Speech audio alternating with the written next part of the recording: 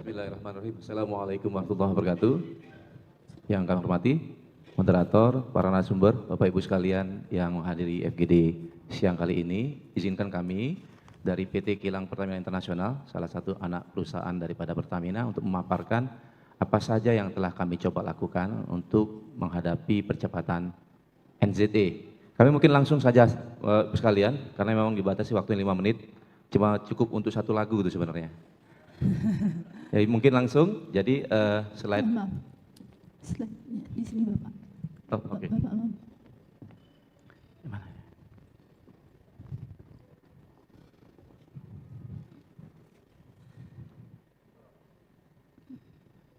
Ya, Ya, mohon. ketemu. Ya, ketemu. Oke, mungkin slide pertama adalah ini, tapi kami tidak akan menyampaikan semuanya. Barangkali yang sebelah kanan saja, di sini terlihat memang bahwa data menunjukkan sektor minyak dan gas bumi ini memang masih berkontribusi hampir separuhnya terhadap emisi CO2 dunia, baik itu untuk power, industri, mobility, dan lain sebagainya. Sisanya memang coal sama non-energy lainnya gitu. Next. Nah, perusahaan oil dan gas global itu telah menetapkan strategi, dan strateginya memang berbeda-beda gitu ya. Kalau kita lihat di sini semuanya memang komit untuk menurunkan emisi di tahun 2050. Namun memang kalau kita lihat di sini ada yang mereka akan berkomit untuk scope 1 dan 2. Scope 1 itu direct source, scope 2 itu indirect source. Tapi ada juga yang perusahaan seperti misalnya katakanlah Shell gitu yang paling kanan, itu mereka komit terhadap scope 1, 2 dan juga scope 3 yaitu terkait dengan produk yang dihasilkan, emisi yang ditimbulkan dari produk yang dihasilkan. Kalau katakanlah Chevron, mereka akan berkomit scope 1 dan 2 itu akan selesai di tahun 2050, tapi tidak untuk scope 3-nya. Tapi kalau Shell itu kalau kita lihat di sini artinya mereka itu nanti tahun 2050 tidak akan memproduksi sama sekali BBM. Kira-kira seperti itu. Next. Nah, untuk transisi energi tadi yang seperti kita sampaikan sebelumnya, seluruh perusahaan, negara, investor itu berkomitmen sebenarnya kuat terhadap transisi energi ini.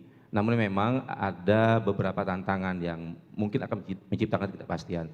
Seperti yang ada sebelah kanan, yaitu ketidakpastian demand, tentu saja ini masih menjadi debatable ya Pak ya, apakah memang kita proyeksi demand ke depan untuk masing-masing sumber energi itu seperti apa. Sementara memang bahan bakar fosil itu memang sunset. Dari segala macam sumber itu menyatakan memang fosil fuel itu akan sunset. Dan kita perlu pengganti. Sementara juga ada ketersediaan adaptasi teknologi baru juga terbatas gitu ya. Tidak semua energi itu ketersediaannya itu availability-nya itu bisa kita dapatkan secara mudah gitu Pak ya. Ada energi angin, energi matahari, itu juga energi matahari itu hanya terjadi di siang hari kita dapatkan, energi angin itu juga melihat bagaimana kondisi cuaca dan lain sebagainya gitu ya. Dan selain itu juga nilai investasi yang relatif tinggi terkait dengan teknologi NRE ini. Bagaimana pendanaannya juga ini menjadi tantangan, regulasinya juga perlu yang spesifik dan tentunya diperlukan kapabilitas SDM yang memadai. Next. Nah, bagaimana Pertamina menyongsong transisi energi? Tentu saja selaku BUMN, Pertamina akan align dengan komitmen pemerintah dalam menuju NZE di tahun 2060. Strategi kita ada dua pilar. Pilar yang pertama adalah dekarbonisasi existing business, itu berupa energi efisiensi, kemudian flat gas recovery, fleet electrification dan lain sebagainya. Dan juga ada pilar kedua yaitu membangun new green business gitu ya, terkait dengan inisiatif bisnis hijau yang ada di sebelah kanan. Nah, PT KPI itu akan lebih fokus ke biofuels, sementara yang lainnya itu akan lebih banyak perannya di kawan-kawan subholding PNRE. Enablersnya ada di situ, reporting, performance management, dan juga sustainability organization dan capability serta stakeholder engagement. Nah, yang di bagian bawah itu pathway kita menuju NZE. Jadi kalau kita lihat di sana, di tahun 2060 itu diharapkan nanti 50%-nya itu adalah bukan berasal dari fossil fuel. Jadi revenue Pertamina di tahun 2060 berasal dari selain fossil fuel, harapannya seperti itu. Dan sebelah kanan bawah itu kita bisa melihat bahwa di tahun 2060 25 sampai 30 million tons CO2 itu akan bisa terreduce. Kemudian revenue-nya juga bisa 30 sampai 40 billion. Itu setara dengan kontribusi kita 2% menurunkan Indonesia net zero aspiration gitu ya. Next. Nah, ini sebenarnya roadmap dari PT KPI, kita lihat di paling bawah saja, itulah adalah tahapan-tahapan dalam kita menuju net zero. Yang pertama di tahun 2022 sampai 2025 kita setting up for success, baik itu di aspek dekarbonasi maupun aspek new business building. Kemudian di tahun 2026 sampai 2030 itu ada deliver NDC targets, dan nanti tahun 2060 we achieve net zero. Itu breakdown-nya di bawah. Capex yang diperlukan itu adalah warna abu-abu, kemudian untuk green business warna hijau, jumlah total CO2 yang terreduce itu adalah di warna putih, dan green revenue yang akan kita dapatkan di tahun 2060 didapatkan 21%. Next. Nah, ini contoh-contoh program dekarbonisasi yang sudah kami susun beserta tahapan-tahapannya sampai dengan tahun 2030. Next. Nah, untuk green business, untuk PT KPI sendiri ada beberapa yang kita lakukan. Yang pertama adalah co-processing, yaitu kita mencoba untuk memproses renewable feedstock ke dalam kilang. Yang kedua adalah conversion, kita benar-benar menjadikan renewable feedstock itu sebagai feed kita 100%. Dan yang alternatif sekarang ini sedang kita kembangkan di Teluk Bintuni itu adalah blue ammonia, tapi ini masih dalam proses feasibility study. Jadi memang untuk co-processing sampai dengan saat ini kita sudah bisa berhasil menyediakan yang namanya green diesel dari Cilacap. Kemudian juga kita juga sudah memproduksi green diesel dari Dumai. Sementara after sebenarnya kita sudah punya produk yang namanya G22.4% RBDPKO ya, yang sudah diuji cobakan di Boeing 747 milik Garuda. Dan untuk gasolin sendiri sampai dengan saat ini kita juga sudah memproduksi yang namanya green gasolin dari Pelaju dan Cilacap. Next. Mungkin itu dari kami sementara ini. Kita kembalikan ke moderator. Betul, terima kasih Pak Henry. Selanjutnya Pak Bayu, monggo. Terima kasih. Assalamualaikum warahmatullahi wabarakatuh. Bapak Ibu sekalian, mungkin saya langsung aja ya, mengingat waktu. Slide-nya bisa di. Ya, jadi izinkan saya memaparkan beberapa hal dari Medco terkait topik ini siang ini. Ya, langsung aja slide berikutnya. Jadi sekilas tentang Medco. Medco ini benar ya, sektor industri. Kami ini bergerak di bidang energi. Jadi sudah 44 tahun. Kita ada 3 pilar sebenarnya yang menyokong Medco. Yang pertama yang paling besar adalah oil and gas. Saat ini kita di 160.000 barrel oil per day production, di mana didominasi oleh gas kita 80%. Dan kita juga aktif mengakuisisi internasional. Terakhir adalah kita akuisisi Blok 60 di Oman ya. Kemudian ConocoPhillips X Corridor itu kita akuisisi juga. Dan kemudian yang kedua adalah sektor power, itu ada 4.155 gigawatt hour yang sudah kita deliver, di mana 19%-nya ini renewable. Jadi memang dalam Medco dalam menjalankan industrinya, kita sudah mulai sebenarnya dari awal memikirkan bagaimana menurunkan emisi karbon gitu ya, walaupun kita bergerak di energi. Yang terakhir adalah kita punya sektor mining, di mana kita sudah mengakuisisi koper di Batu Hijau di sekitar 300.000. Next slide. Terkait NZE, kita sejalan dengan pemerintah, jadi kita juga punya aspirasi untuk menurunkan emisi karbon, di mana targetnya 2060 net zero emission. Ada 2 sebenarnya strateginya. Yang pertama, how we manage the transition, energy transition. Yang kedua adalah bagaimana kita cope with the physical climate risk. Nah, di strategi yang manage transition ini kita menjalankan banyak emission reduction, penggunaan teknologi gitu kan, mengubah fuel yang masih menggunakan gas untuk instrumentation di well, misalnya kita gunakan solar PV. Kemudian juga transition ke banyak menggunakan low carbon energy, di mana ini growing renewable portfolio kita ya. Jadi banyak solar PV kita sekarang udah 35 megawatt dan kita akan growing terus. juga geothermal. Next. Nah, yang baru kita lihat sebuah opportunity besar saat ini adalah mengenai CCS, yang tadi juga sudah disinggung Pertamina juga melihat sektor itu, di mana kita punya 10 producing PSC across Indonesia, dan kita punya 2 yang besar, yaitu satu di Natuna Block B dan juga di koridor. Ini dua ini besar. Baru kita study, bukan berarti yang lain belum ada potensial, kita masih aktif study.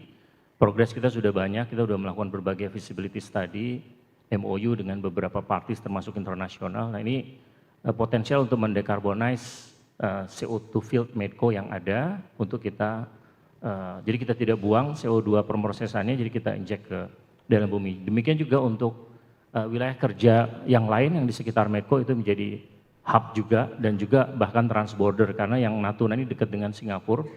Nah, kita sedang bicara-bicara dengan pemerintah Singapura juga untuk itu. Next. Jadi beberapa dari perjalanan kita, karena kita sektor swasta dan kita itu banyak berinisiatif menggunakan uang kita sendiri tentunya, jadi kita belum banyak melihat pendanaan dari luar dan sebagainya, kayaknya memang masih cukup punya tantangan. Jadi ada beberapa tantangan. Yang pertama tuh dari sektor renewable itu biasanya affordable electric price. Kita untuk balik modal gitu ya, kita harus punya electric price yang lebih tinggi daripada yang sekarang ada, dan ini makanya ada beberapa negosiasi dengan PLN, misalnya geothermal kita di Ijen salah satunya nih lagi kita kembangkan. Kemudian juga carbon tax, carbon price incentive ini belum bagus, maksudnya belum beda dengan di Eropa. Jadi Indonesia masih growing, nah ini juga harus terus dikembangkan gitu ya.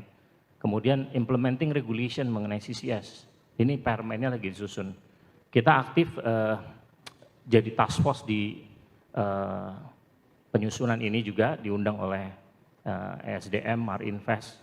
Jadi kita aktif di sini supaya mewujudkan implementing regulation untuk CCS. Yang terakhir mungkin ya, mengingat waktu, jadi teknologi dan infrastruktur ini sangat diperlukan untuk carbon capture yang cukup masif yang harus bisa dilakukan untuk, karena kelasnya itu bisa 400 gigaton, dan itu multi-billion dollars project. Jadi ini memerlukan project ekonomik yang robust untuk bisa invest. Dan terakhir sumber daya, profesional, graduate, expert. Jadi bagaimana universities, professional engineers organization seperti PI ini, IAFMI, IATMI, itu berkolaborasi dengan industry leaders, practitioner, government untuk mewujudkan competent resources yang bisa menyokong industri green ini ke depannya dan juga bisa menumbuhkan ekosistem. Dengan demikian maka kita sebagai pelaku swasta itu akan lebih dimudahkan gitu ya. Dan terus kita akan berjalan menuju ke situ saya kira. Dari saya itu aja. Assalamualaikum warahmatullahi wabarakatuh. Waalaikumsalam warahmatullahi wabarakatuh. Terima kasih atas paparan dari Dr. Bayu. Berikutnya untuk Dr. Toto Iswanto, monggo. Ya. Assalamualaikum warahmatullahi wabarakatuh. Selamat siang Bapak Ibu semua. Terima kasih atas kesempatannya. Di sini saya mewakili dari PT Sukovindo sebagai LSIH eksternal ya. Sebagaimana bagian dari ekosistem industri hijau, ada beberapa lembaga sertifikasi industri hijau ya. Salah satunya kami dari LSIH eksternal yaitu PT Sukovindo. Namun di kesempatan ini kami juga, saya mewakili PMU Sustainable Energy ya, dan nantinya bisa juga mungkin Pak sebagai LVV gitu ya, atau lembaga verifikasi validasi untuk beberapa tadi klaim penurunan emisi yang Bapak-Ibu sampaikan, Bapak-Bapak sampaikan dari Medco dan juga Pertamina bisa di LVV-kan ke kami ya Pak. Nah mungkin bisa slide-nya disampaikan. Kalau dari kami mungkin akan menyampaikan bagaimana keresahan dari LSIH ya, dari Lembaga Sertifikasi Industri Hijau, yang sebenarnya kami sudah ada slide-nya, bisa dibantu? Mohon dibantu untuk slide-nya. Tidak ada. Oh baik, jadi pertama mungkin ya kami akan sampaikan bahwa semakin dinamisnya perkembangan pelaporan ya, dan juga MRV, kegiatan MRV, monitoring, reporting, dan verification, di dalam hal penurunan emisi, itu tentunya akan mengeluarkan banyak skema pelaporan ya. Salah satunya mungkin yang terbaru adalah untuk industri pembangkitan ya, PLTU, ada PT BAEPU untuk subsektor pembangkit yang kemarin sudah kami verifikasi. Kemudian untuk industri mungkin lebih banyak dalam hal bagaimana mereka bisa memberikan laporan terkait dekarbonisasi mereka itu bisa dinilai dalam hal sertifikasi industri hijau. Karena sebagaimana pada salah satu kriteria teknisnya di poin 9 itu ada industri hijau,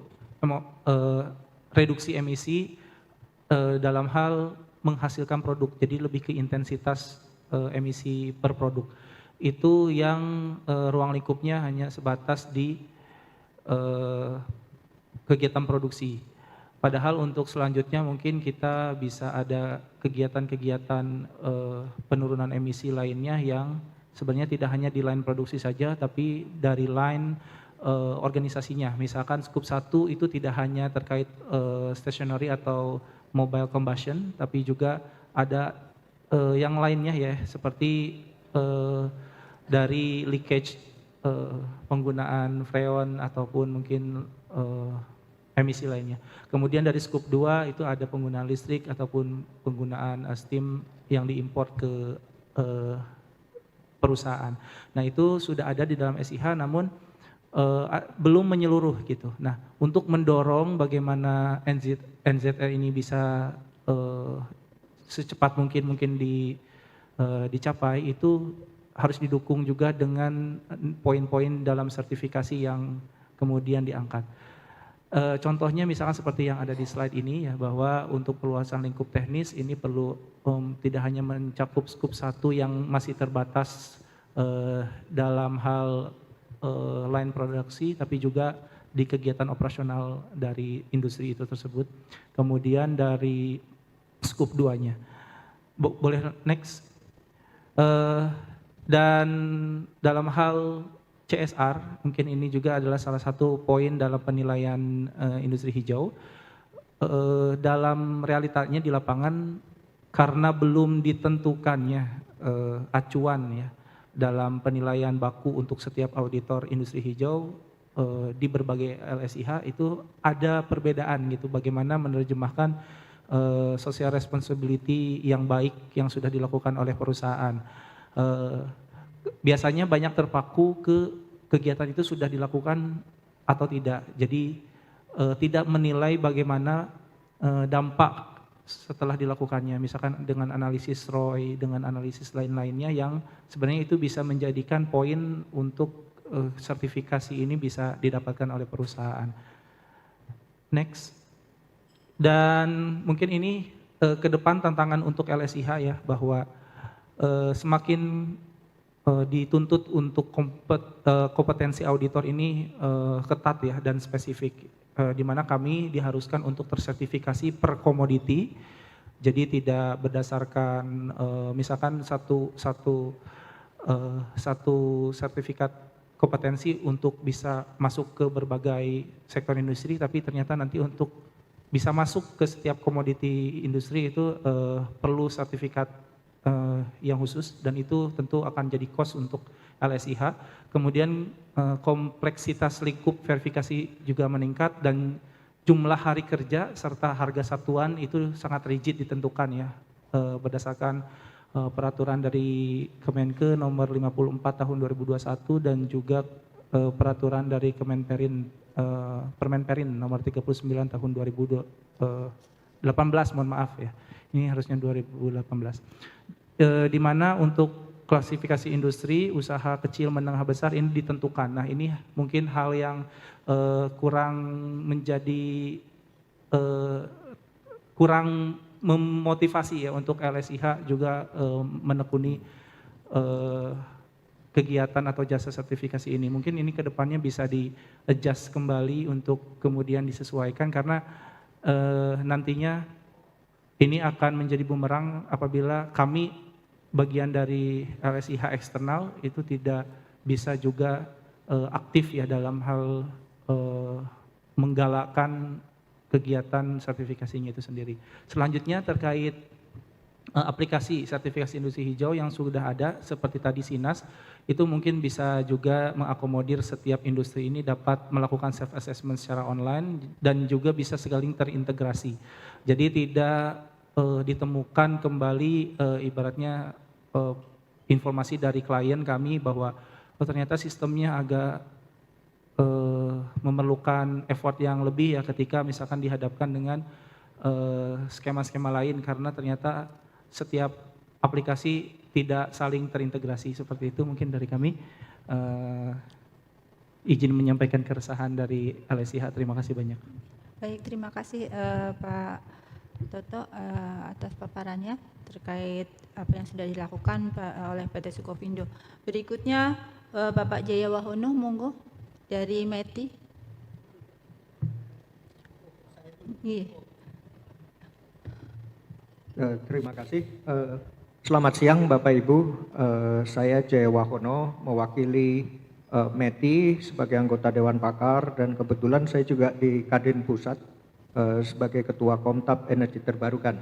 Jadi saya mungkin akan straight to the point gitu ya. Saya ingin bicara mengenai PLT sampah di kesempatan ini, karena ini kebetulan yang saya sedang kerjakan. Jadi PLT sampah ini menurut saya memang diperlukan sekali di Indonesia karena melengkapi apa yang saat ini mungkin sudah dilakukan meskipun belum sempurna, yaitu reduce, reuse, recycle, dan daripada residunya tertumpuk di TPA, tentu lebih baik kita lakukan yang namanya energy recovery ya. Jadi itu saya kira ini tugasnya insinyur, kebetulan saya juga insinyur mesin dan pengusaha, jadi saya merasa ini suatu panggilan untuk kita ikut menyelesaikan. Nah, teknologi yang saya ingin perkenalkan ini adalah gasifikasi. Jadi sampah kita convert jadi syngas, syngasnya masuk gas engine, dan ini semua habis. Jadi residunya pun kita bisa pakai sebagai campuran aspal dan juga beton. Sudah dibangun di Solo, cuman 2 jam dari sini ya, jalan darat, bisa dilihat menjual listriknya ke PLN dengan harga 13,35 sen, karena ada peraturan presiden. Betul, PLN nggak boleh nolak, nggak boleh nego. 20 tahun sudah terjadi, jadi jangan takut. PLN ternyata bisa dipaksa, harus dengan peraturan presiden memang. Ini ada 12 kota, baru terbangun 2, jadi masih ada 10, banyak peluang. Nah, saya juga ingin kita punya industrial estate yang mengolah sampahnya dan menggunakan energi terbarukan. Saya lagi bicara dengan kawasan industri Batang, 1 jam dari sini. Kita ingin mengolah sampahnya Batang. Memang sekarang di kawasan sampahnya masih sedikit, tapi dari Kabupaten Batang, terus hybrid dengan PLTS atap dan PLTS apung. Untuk apa? EV. Jadi ini nggak ada PLN, nggak ada Pertamina. Mohon maaf, Pertamina. Jadi langsung kita pakai untuk kendaraan roda 2. Jadi industri, kawasan industri bisa dekarbonisasi untuk transport juga. Dan ini penghematan 80%. Dari penggunaan BBM tadinya menjadi sepeda motor listrik. Ini membantu luar biasa buat buruh. Jadi buruh tinggalnya di pemukiman masyarakat, dia datang naik motor, terus ada park and ride-nya, terus naik bis untuk ke pabrik. Jadi dengan demikian itu akan menghemat buat buruh, menghemat buat pabrik, menghemat buat kawasan industri, dan dekarbonisasi sekaligus. Ini tadi saya sudah sampaikan 12 kota, baru terbangun 2, dan dengar-dengar mau direvisi perpresnya melingkupi semua kota di Indonesia. Bayangkan peluangnya demikian besar, berarti bukan cuma 270 megawatt yang akan dibangun 2000 megawatt lebih. Nah, insinyur Indonesia harus ikut berperan di sana karena itu adalah monetary value yang cukup besar buat industri kita. Kalau mau ditanya, negara memberikan berapa insentifnya? $10 per ton CO2 ekivalen. Ya, itu yang kejadian di Solo. Karena Solo tanpa tipping fee bisa jalan. Tapi memang dikasih feed-in tarif 1335. Negara mensubsidi semuanya? Enggak dong. BPP PLN kan 7. Nah, sisanya yang kira-kira hampir 7 sen itu dibayar oleh negara. Berupa kalau dihitung penurunan karbon, emisi karbonnya $10. Jauh lebih murah daripada kalau $30, $40 pajak karbon di negara-negara lain. Dan negara punya ini sekarang, Badan Pengelola Dana Lingkungan Hidup di bawah Kementerian Keuangan bisa memberikan insentifnya ke PLN atau ke kawasan industri. Kita pengusaha ada di sebelah kiri, menjual listriknya ke PLN atau kawasan industri dan menggunakan sampahnya dari kawasan atau kota dan listriknya bisa dipakai untuk EV juga. Ini yang terakhir, call to action untuk Kadin Meti dan PI mungkin bisa bareng. Kita bikin pilot zero waste dan zero carbon industrial estate, terus kemudian mendevelop strategi industrinya. Dengan adanya PLTSA yang ada di RUPTL aja itu ada peluang $1 miliar. Bayangkan kalau itu diperluas bisa $10 miliar. Mau impor? Kan enggak, sayang dong. Kita mendingan bikin industri di sini.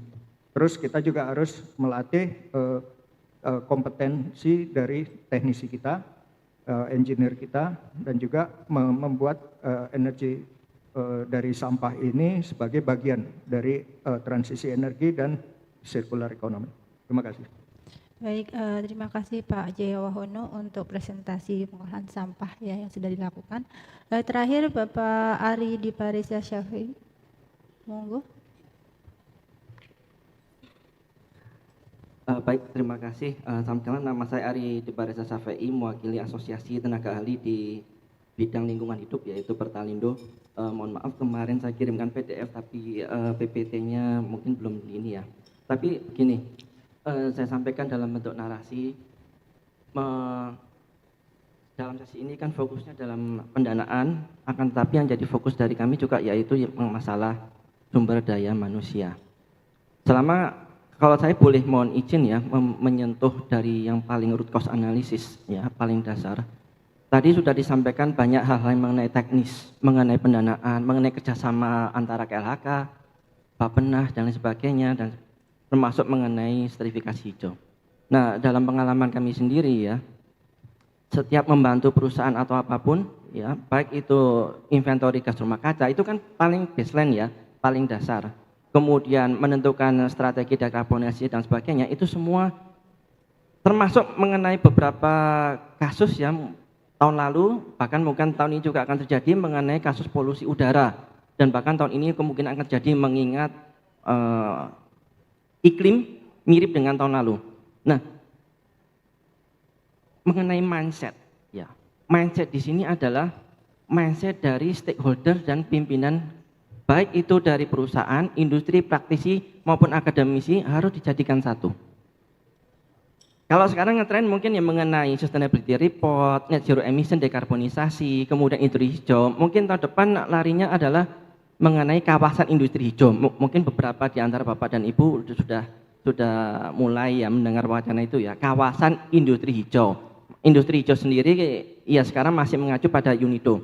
Nah, akan tetapi ada beberapa aspek-aspek di situ ya, misalnya ada mengenai intervention, kebijakan, kemudian resource allocation, yang paling bawah, yang paling penting adalah capacity building. Saya menyentuhnya adalah mindset. Mindsetnya kenapa? Begini, satu contohnya, Bapak Ibu sekalian, setiap kali kami membantu terutama perusahaan menengah dan kecil, itu adalah oke, mereka melakukannya karena tuntutan regulasi, satu, betul, nggak ada yang salah. Akan tetapi karena tuntutan regulasi sehingga ada kalanya kita, yang penting gimana caranya kita harus dapat sertifikat, kita harus dapat propor, kita harus dapat pengakuan dari buyer. Kan ada perusahaan yang dapat dituntut untuk menghitung gas rumah kaca karena tuntutan buyer ya, termasuk carbon footprint produk dituntut oleh buyer. Oke, regulasi atau standar, oke, satu. Akan tapi kita bentrokannya gimana? Kadang ada titik-titik di mana kita harus kompromi, ini dihilangkan aja Pak karena kita tidak punya evidence. Itu mindset satu, mindset regulasi. Mindset yang kedua adalah mindset adalah tekanan dari atas. tekan dari atas itu, Pak, kalau saya tidak mencapai strategi ini, pasti saya akan dimarahi. Nggak hanya oleh bos saya, Pak, tapi mesti disindir sama pimpinan, sama dari instansi. Kalau teguran, sanksi dan sebagainya, enggak apa-apa, Pak. Tapi kalau udah ditegur dan sindir pimpinan dan dari instansi, itu saya malu dan ini. Itu mindset yang kedua. Sehingga lari kemana? Ya itu tadi,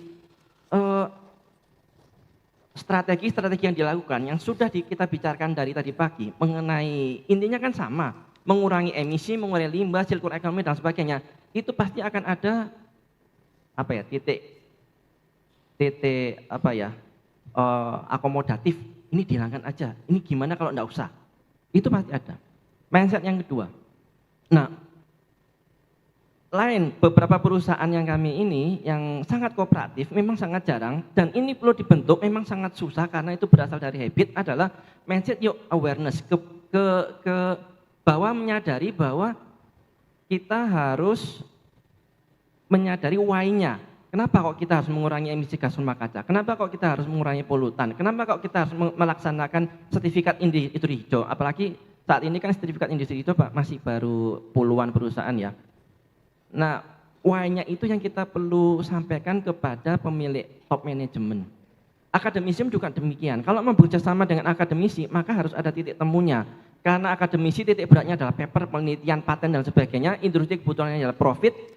Kemudian stakeholder adalah kebutuhan pemenuhan regulasi, ini harus ada titik temunya. Nah ini kadang-kadang susah ketemu di atas. Maka pembetulan mindset, sekali lagi mohon maaf, pembetulan mindset stakeholder harus disamakan. Kemana? Ke arah why yang sama. Why-nya adalah bisa menyelamatkan lingkungan, bisa dengan menyelamatkan lingkungan maka profitnya meningkat, itu sudah lumayan. Ya. Jadi itu adalah, jadi akar masalah dari saya maupun ini SDM-nya iya perlu meningkatkan skill apapun itu ya, termasuk mencari-cari potensi pendanaan dan sebagainya. Akan tetapi paling dasar adalah termasuk kita semua yang ada di sini, ya kita harus samakan mindset sehingga kita bisa berkolaborasi bersama. Menentukan titik temu yang sama di sini aja saya rasa cukup susah walaupun diskusinya banyak. Terima kasih. Assalamualaikum warahmatullahi wabarakatuh.